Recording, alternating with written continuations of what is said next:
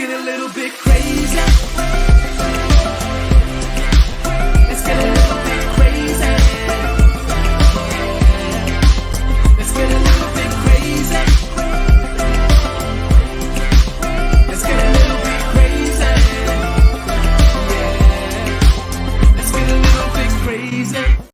Hello, everybody, and welcome to the Je Vaughn Show. We are back for another wonderful season with more beautiful guests, wonderful guests, exciting guests, and we are excited to share their story with you and give you some hope and determination that you too can enjoy similar success along your journey through life. Today's guest, let me tell you, when you are a self-made multi-millionaire on the verge of being a billionaire, you can literally do and literally be anywhere you want to be for an interview, including the most beautiful vehicle that you will ever see in your life. So let's just go ahead and hop in her ride together, shall we? Miss Oh my God.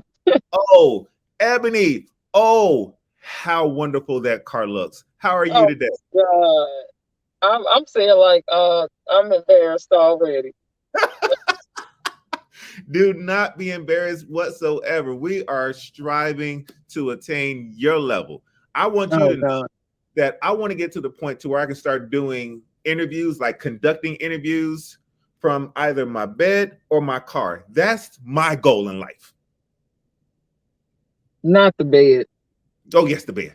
Not the bed.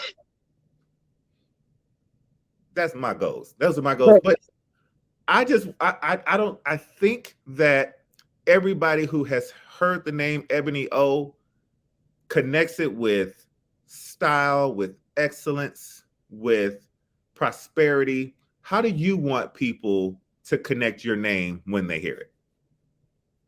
I think above all else, I really would like to be known as integral.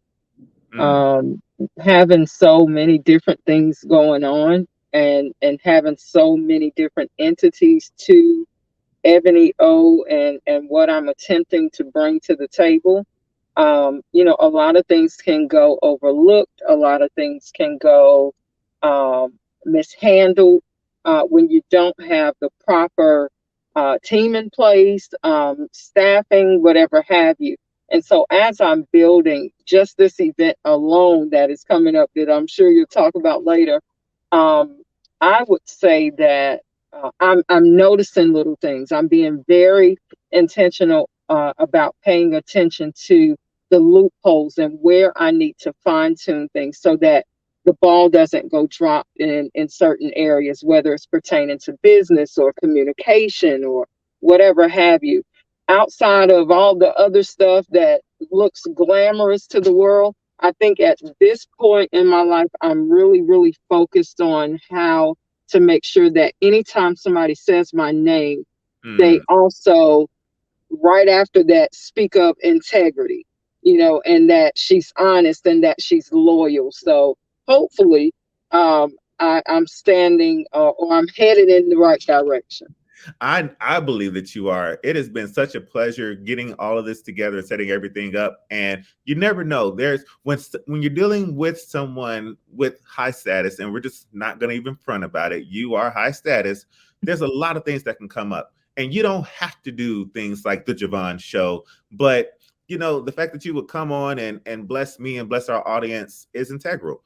For those who don't know, because they've been under three rocks, can you please bring us in? Who is Ebony O?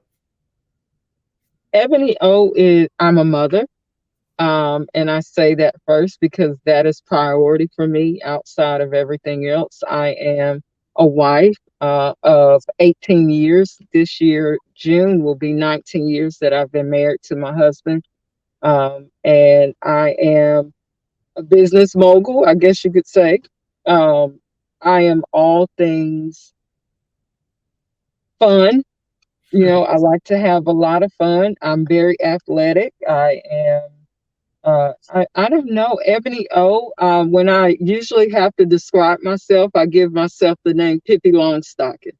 I'm the girl that never heard she couldn't do something. Like if I think it, if I believe I can, look, I'm jumping all the way out there and I'm gonna try it. So I'm your modern day faith walker. I want to know about this athletic ability though. So, like, were you running in the paint? Were you Oh softball? What yeah. was the sport? Yeah, so I played basketball in, of course, grade school, and then I played in high school. I Mhm. played in college, and I also coached varsity girls basketball at Yeah. Parkland High School in Winston-Salem, North Carolina, and then I coached a a junior college Uh-huh. as well. So yeah, I'm all things basketball, point guard and shooting guard. What was your stat line like? Man, so my I graduated from Southern High School in I think what 2000. Okay. Um we were all stars. We were we were it. It was either it was we were gonna win or Hillside High School was gonna win. But Okay. I mean stat wise, I was probably averaging 15 to 25 points a game somewhere in there. Yeah, I'm a shooter. I'm a 3-point shooter. Still got it a little bit. Just You had so your I'm handles, old now. Huh? you had your handles too? Oh yeah, I can do that all day long. I can still dribble. Now how long is the question? I went and played ball with my husband the other morning, and I literally, you know, my normal routine of, warming up, 3-point shot, dribble down to the free throw line, made the shot, went to my right, layup, went to my left, middle, finger roll in the basket, and I literally thought I was gonna die. I passed out right there. It was over. I said, "Oh no, some of that got to go. We got to cut some of that out." Oh my goodness, this is so great to hear about. So you have kids, right? I do. I have one biological child, and then I adopted my nephew last year when I lost my mom. She had been raising him. And so it's the two of them, two spoiled boys. Are you raising ballers though? Is the question that I have. My son has the athletic ability of myself and his father. Has the Okay. speed, I mean, he can think, all of those good things. And he even has a nice little jump shot. He is Okay. interested in nothing sports related right now. He's Really? 11, he'll be 12 next month, and the only thing on his mind is dinosaurs. Is what? Dinosaurs. Dinosaurs. He is like king of dinosaurs. Yes, he is. I mean, I just don't know about this kid.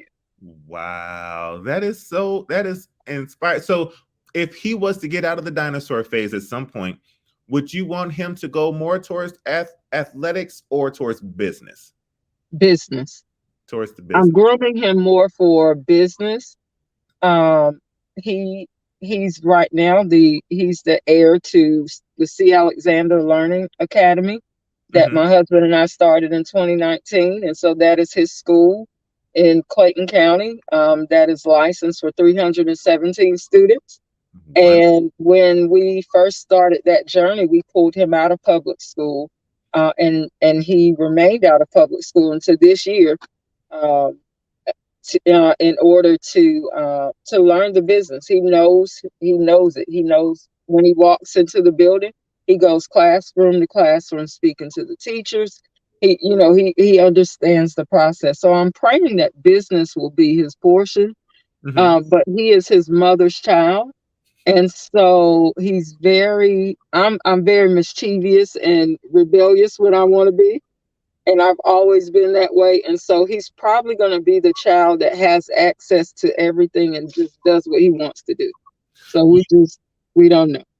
You and is that what you were looking for when you were finding your helpmeet? Did your helpmeet come in with that same entrepreneurial spirit? Did he come in as a support to you? Did you all meet as a support to each other? How did that relationship forge, and how did it strengthen your entrepreneurial spirit? Absolutely. So, like I said, my husband and I have been married. It'll be 19 years in June. And so my dad was like, I lived with my mom in Durham, but my dad, every holiday, you know, Christmas, Thanksgiving, birthdays, whatever it was. My dad was leaving Kinston, North Carolina. He was coming to get his baby girl. I was his only child. And so my dad was very influential, is what I'm trying to say, in my life. When I began dating, I knew exactly what to look for in a husband. I've never dated an individual that didn't look like he would be successful, or that didn't look like, we would be compatible, even in ministry. So even the gentleman that I dated prior to my husband, we were in college running youth ministries, just all of that. So I definitely knew what to look for in a husband because of my father. My father was a hard worker. There's nothing that, we have this stigma of what men should, what they're supposed